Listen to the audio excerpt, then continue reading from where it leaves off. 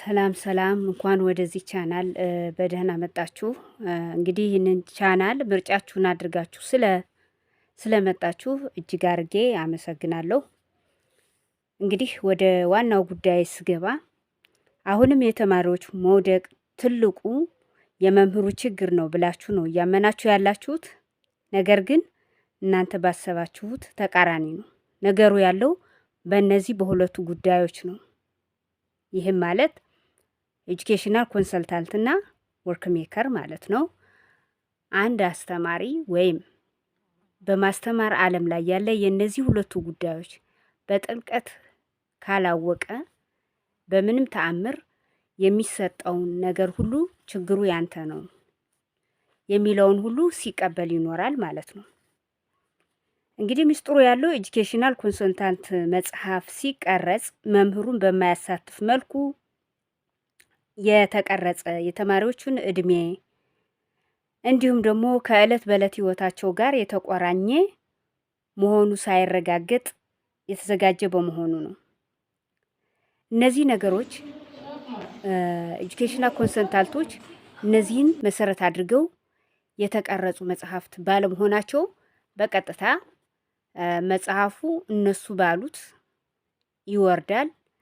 ወዴት ያስተላልፋሉ? ቀጥታ ወደ ወርክ ሜከር። ወርክ ሜከሮች ምንድነው የሚያደርጉት?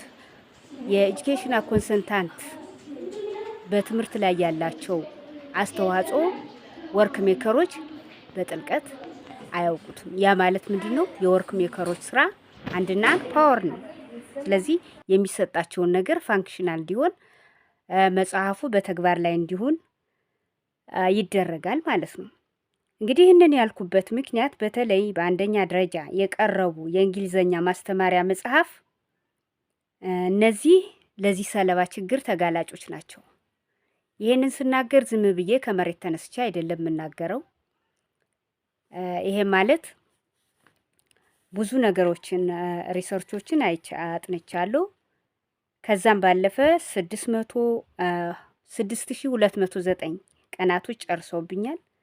እንዲሁም ደግሞ 149016 ሰዓታት ጨርሶብኛል ማለት ነው።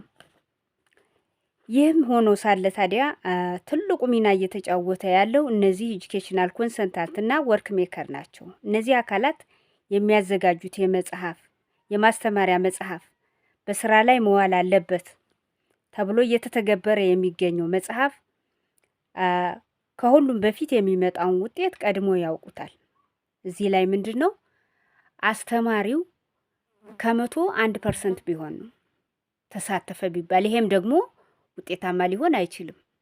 ስለዚህ ይሄ በመሆኑ ተማሪዎች የተማሪዎችን ውጤት ሊያሽቆለቁል የቻለበት መንገድ አንደኛ እና ዋነኛ አድርገን እንወስደው የሚገባ ይሄ ነው። እንግዲህ ይህን ያክል ካልኩኝ በቀጣይ ያሉትን ስንተኛ ክፍል በመረጃና በማስረጃ አቀርብላችኋለሁ። በዚሁ አሁን ባቀረብኩት ሀሳብ ላይ ግን እስኪ አንዳንድ አስተማሪዎች ካላችሁ ተቀላቀሉ።